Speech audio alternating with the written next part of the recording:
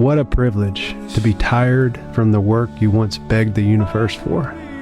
What a privilege to feel overwhelmed by growth you used to dream about. What a privilege to be challenged by a life you created on purpose. And what a privilege to outgrow things you used to settle for.